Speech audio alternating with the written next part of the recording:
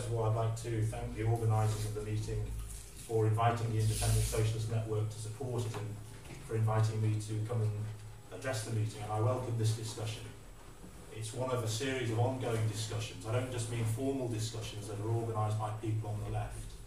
In my opinion, the nature of this crisis, the nature of the onslaught against ordinary working class people in this country and beyond, is forcing families, individuals, groups of friends, whether it's in the pub, the kitchen, the living room, around the TV when the news is on, to consider what they can do about this avalanche of attacks that is basically destroying everything that they've come to expect.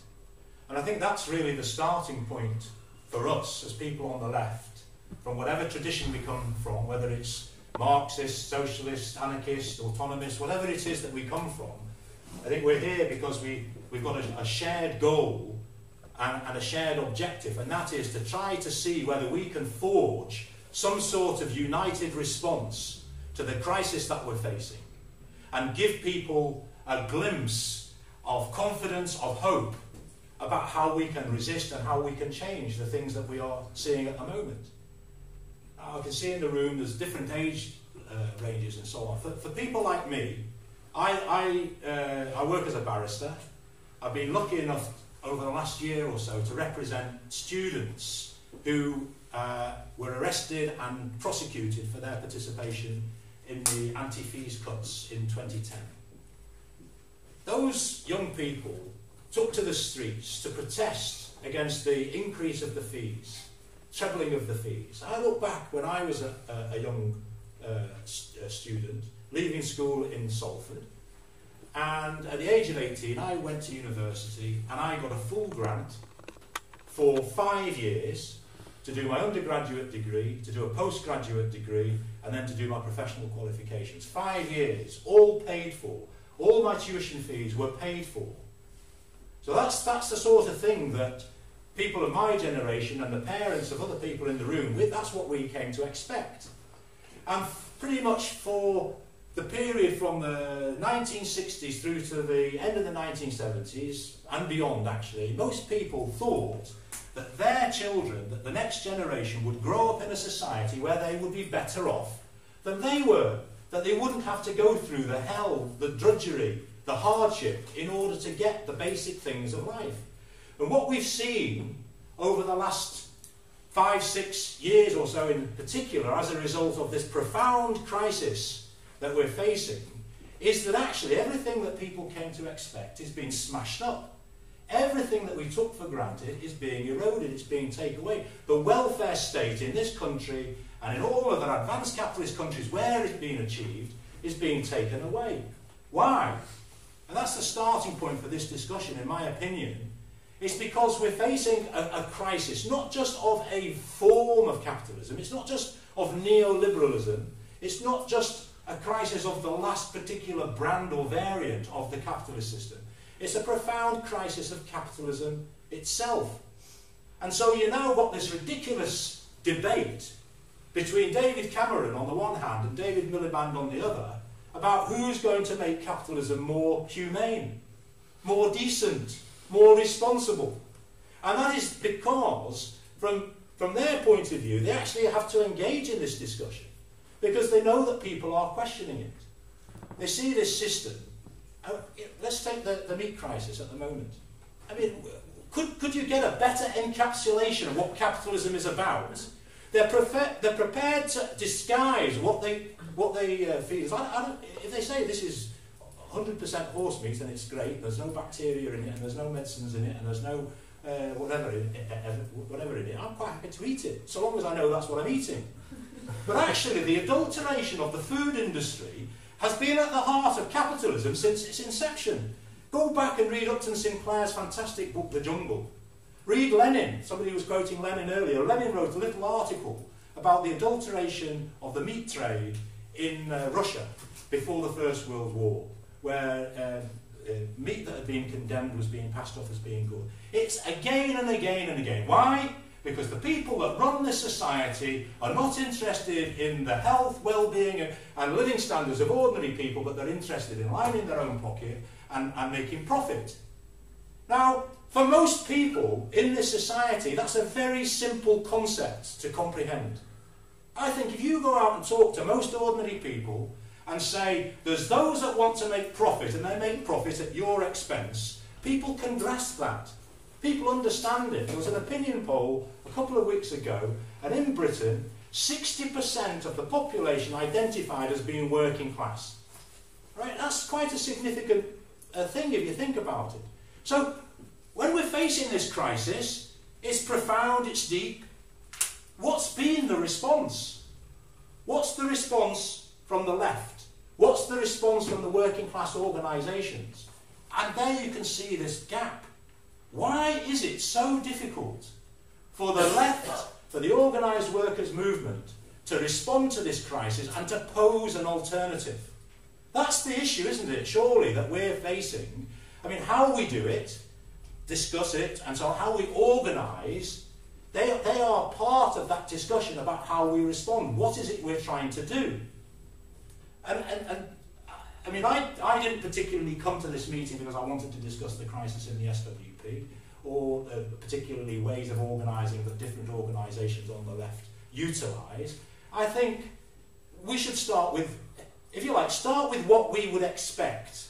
And by all means, use historical examples or analogies as ways to inform or help or guide. But let's not look at these things as some sort of biblical texts, as some sort of, scholastic arguments about, well, what did Lenin really mean in this, and so on. I've read Lars Thiele. I think he's fantastic. I think he's really put the correct gloss on what Lenin and the Bolsheviks really did and what they were really trying to achieve. And what they were trying to achieve was a replication in Russia of what they saw in Germany with the German Social and Democratic Party, which was a mass party of the working class, which is what the Bolsheviks became.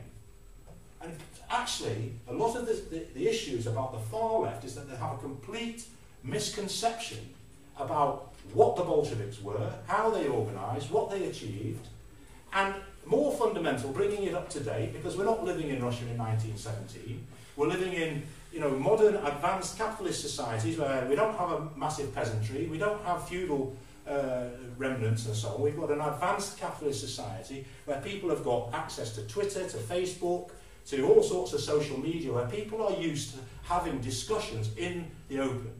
The idea that you can suppress debate and discussion, pretend it's not going on, hide it, don't tell the children, don't tell the little people, they won't understand it, it's only the people on the Central Committee that can really cope with this. It's just complete nonsense. It never happened in the past, and it shouldn't be happening now. But it's a false concept of how we have to change society. Who is going to change society? Let's pose that question. Who is going to change society? Is it going to be an organisation of 1,000 people, of 2,000 people, led by a central committee? No. Who is it? Is it going to be, as the concept generally seems to be on the revolutionary left, is that what happens is you have this tightly knit, what they call democratic centralist organisation, which is not a democratic centralist at all, it's bureaucratic centralism. This tightly knit organisation, and what they say is, we've got to protect the programme, we've got to protect the ideas, we don't want any deviation and so on, so therefore we'll keep it tight, we'll keep it disciplined, we'll keep it small. And if we get it right, what will happen is there'll be a revolutionary situation, and there'll be this rising tide of working class struggle in which this organisation of 2,000, or maybe it'll be 10,000 by then, will ride onto the beach on the surfboard with the Central Committee, presumably on the collective surfboard. It's complete nonsense. The change in society, let's go back to this question of the crisis in society at the moment. First of all, we need to win an argument, don't we, with working class people that society is profoundly broken. It can't be made to work in the interests of ordinary people. It can only work in the interests of a tiny minority. Now, I think that is an argument that is quite easily made. Socialist ideas, however, for all sorts of reasons I haven't got the time to go into and so on, they've been pushed back. They've been pushed back and they've been pushed back. And part of the reason for that is that even the reformists, the social democratic organisations of the working class, have basically abandoned any even tenuous link to the ideas of an alternative, the ideas of an alternative socialist society. That's completely gone. So it's in this redoubt, and the left is, as has been said, marginalised, perhaps fractured, atomised, and so on. So we need to try and find a way of overcoming that. But who is going to change society? It's not going to be an elite. It's not going to be a bureaucracy. It's not going to be even a minority of people elected into Parliament, acting on their own, who are going to do it. The change in society that we need has to be carried out by the majority of people in society. If you want to change society, it's got to be the majority of people out there who collectively say, we are not going to put up with the situation where our meat is adulterated and our children are poisoned and our kids are deprived of an education and our parents who are pensioners can't get a decent standard of living in retirement. So people say we're not prepared to put up with that, and they understand the necessity of changing root and branch the whole way that society is organised. And they understand that the only way that they can go from today to tomorrow is if they actively carry out that change. Right? So in my opinion, the concept that seems to proliferate on the left, this idea of a minority party that somehow uses the development of struggle and so on to ride to the front, it's completely misconceived. What we need, in my opinion, and this is why this discussion is so important, is, I know some people will balk at the term party, but we need a mass party. A mass party of the working class. What does that mean? If we want to persuade, say 30 million people in Britain that an alternative to capitalism is necessary, I say that alternative is socialism, the common ownership of the means of production, the production for need, not for profit. But if we're going to persuade 30 million people that they have the collective power to do that, it can't be achieved overnight, and it can't be achieved on the basis of small revolutionary sects or groups, even if they call themselves parties. It's got to be surely an organisation that penetrates every single aspect of working class life, organisation, politics, culture, TV, the media, football, chess, whatever you think about, every single aspect of working class society. And those ideas have got to become common and garden thought for the bulk of people in our society. And then it has to be organised. Now, that doesn't mean discipline, you've got to do this, blah, blah, blah, blah, blah. But people are self-thinking socialists, self-thinking anti-capitalists, self-thinking people who organise collectively to change, to take power. So how do we go from today, where the left is atomised, fragmented, split, to a situation where we've got even the beginnings of the possibility of influencing? We need a massive army of persuaders, or advocates. That's what I'm an advocate in court. In the Civil War in the 17th century, the Revolutionary Army elected agitators. They elected agitators, and those agitators went and spoke on behalf of the ordinary soldiers in the debates with Cromwell about what sort of society did they want. Cromwell said, we want a society where only the owners of land can vote, and they said they want a society where everybody can vote. And so this whole business of agitators, persuaders, activists, organising together to persuade other people to build that army. Now, if you think about what I've been talking about, the question of how do you organise, it should flow automatically. The left is obsessed with this concept, democratic centralism. What would anybody expect if they joined an organisation that set as its target changing the world? All right? Surely it should anticipate that new world. The new world that we're struggling for surely is going to be democratic. We would want to be in a democratic organisation where you have the right to speak, the right to dissent, the right to publicise your own views and so on. Now, of course, you organise around in my opinion, around a programme. You organise around common activity. But that doesn't mean you stifle debate or discussion. People can't write articles, people can't get together and discuss in a pub, they can't get together and discuss on Facebook, they get expelled. It's complete nonsense. Everybody in this country wakes up every morning, if they read a newspaper, they'll see somebody in one of the rotten, right-wing established parties, they will see one of them dissenting from their leader. They'll see a backbench MP saying, I don't agree with this. Look at Eastleigh by-election. The Tories have just elected a candidate. She was on the TV last night. What do you think of David Cameron's position on Europe? I disagree with it. What do you think of David Cameron's on gay marriage? I disagree with it.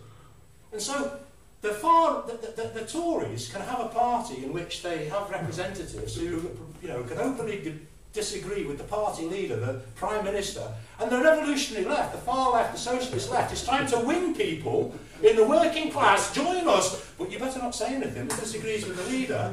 I mean, it's a nonsense. You cannot get past, the first step if you organise on that basis. And therefore, there needs to be a sort of completely new way. In the Independent Socialist Network, basically, I think probably most of us in there are Marxists. But we're not in any of the organised groups, precisely because people have, if you like, tried that, don't want to try it again, or whatever. That doesn't mean I work very closely with people in the SWP, people in the Socialist Party, people in the Communist Party of Great Britain, all the other groups. I have no problem with working with people from different parties and so on. So long as you can have a debate, you can have a discussion, you can act together. But really, we need to try to find a way of bringing people on the left together. I think the project should be to bring people together on an organised way around a common programme, but you can't just jump to that overnight. It's got to be on the basis of discussion and so on. But, when people say, I'm sure you've all had it, and I'm going to finish now. People have all had it. You talk about a communist society. You talk about a society where everybody collaborates, where everybody organises together, but it's not going to happen, is it? It's human nature. And I say, you will know human nature is determined by conditions, etc. They say, well, hang on a second, you communists, you can't even organise together in the here and now. How is it going to happen in the future? We've got to really demonstrate by our own activity and our own work that we have a sense of proportion, we have a sense of perspective. The crisis that is raining down on us now is huge. They're going to take us back to the situation before World War II. So it's not going to happen overnight. This is a long-term project, but we've got to begin the task now, and that's why these discussions are so important. Thank you.